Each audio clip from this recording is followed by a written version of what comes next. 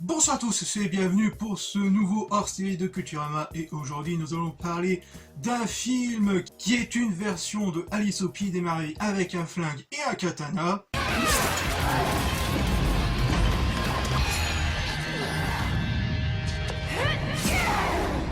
Mais bien au-delà d'être un simple film de divertissement, le film cache tout de même une certaine profondeur. Bref, aujourd'hui, nous allons parler de Sucker Punch.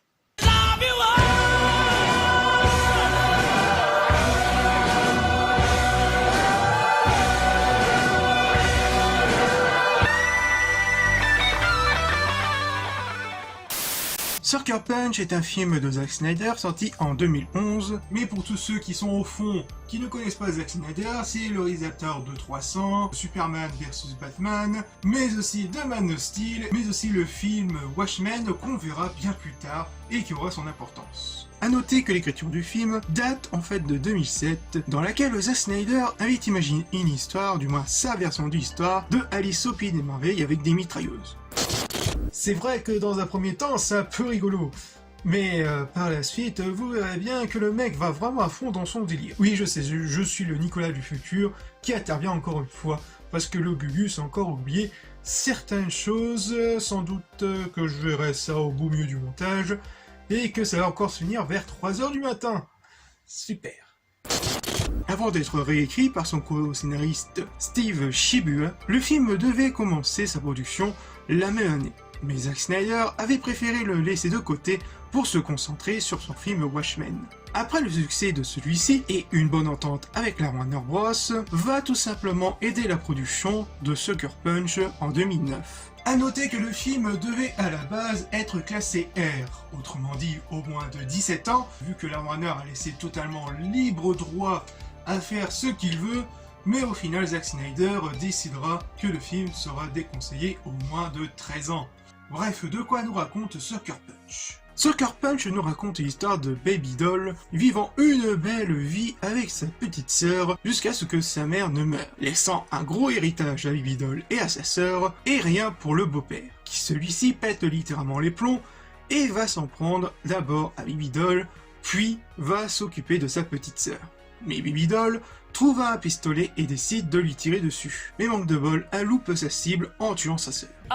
Baby Doll, sous le choc, fuit, mais elle fut rattrapée aussitôt par la police. La croyant devenue folle, le beau-père l'envoie aussitôt à l'asile. Asile qu'elle devra s'y échapper pour éviter qu'elle ne soit lobotomisée. Alors il va falloir qu'on passe à 2000 taurons. Qu'est-ce que vous racontez? On avait un accord, essayez pas de m'escroquer. Écoutez, je ne sais pas ce que vous avez fait à cette fille. Et franchement, je ne veux pas le savoir, mais vous leur direz quoi aux flics quand ils vont se mettre à fouiner? Je suis sûr qu'ils adoreront sa version de l'histoire. Ouais. Bien.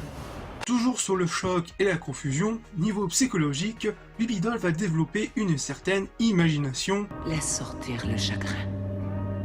Laisse sortir la douleur. Laisse sortir la culpabilité. Ce que tu es en train d'imaginer, ce monde-là te le contrôle.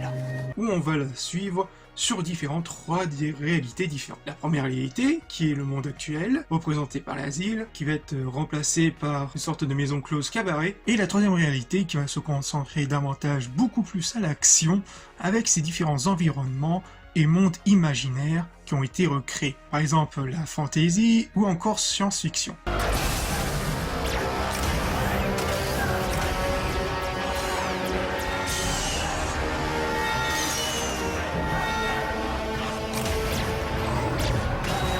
Les scènes d'action ne seront pas déclenchées comme de par hasard, ils seront déclenchés via une danse de Baby Doll, où nous spectateurs, mais aussi les autres antagonistes du film, nous laissons embarquer vers ces univers qui nous laissent sans voix, le temps que les autres personnages principaux utilisent ces événements de détournement pour récupérer les éléments clés qui vont débloquer la situation et aider dans leur plan à s'évader.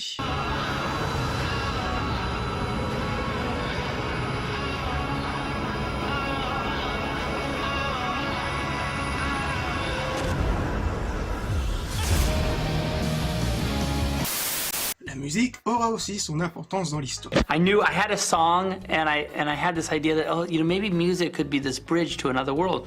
Maybe when the music turns on, you in your head, the music actually takes you into another world, and then when the music stops, the world stops. So that was the way. That was like the string that I had. And then the rest of it kind of got built on top of that. You know, I like music in the movies. I really feel like the music and pictures, there's a magical thing. When you put those things together, you can really... The music was really carefully chosen. And actually, while I was writing the movie, I had a bunch of the songs chosen. White Rabbit, for instance, and Army of Me, and what was the other one? Love is a Drug. Search and Destroy came before we shot. Un ton musical qui varie entre les compositions de Tyler Bates ou encore de nouvelles versions de musique connues, comme au début du film avec cette reprise de Sweet Dream de Anne Lennox.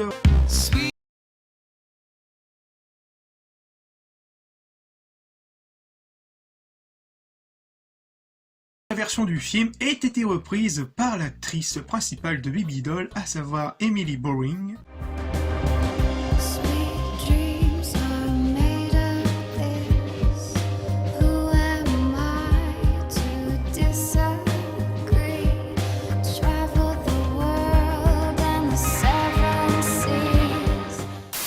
Après l'importance de la musique, il y a aussi sa critique, qui est tout simplement la représentation des femmes dans la pop culture. Et autre thème que le réalisateur veut partager dans son univers qui représente le masculinisme des années 1960, poussé à l'extrême où la femme est obligée de se soumettre à ses règles pour survivre. Règles que nos héroïnes devront déjouer si elles veulent se sortir, quitte à y laisser la vie ou encore à se laisser manipuler pour rester en vie en passant par la trahison ou encore le meurtre, et qu'il existe une version longue du film où l'une de ces scènes de fin, avec le médecin en particulier à la fin, aurait ajouté encore plus d'impact et de profondeur sur la critique principale. Toutefois, le film réussit très bien à apporter sa critique après un second visionnage, car la première fois, nous, spectateurs, et tout comme les antagonistes, on se laisse envahir par le spectacle proposé par Baby Doll, où chaque scène d'action, chaque moment de spectacle nous fait détourner sur la réalité, celui de la face cachée de ce monde sans foi ni loi,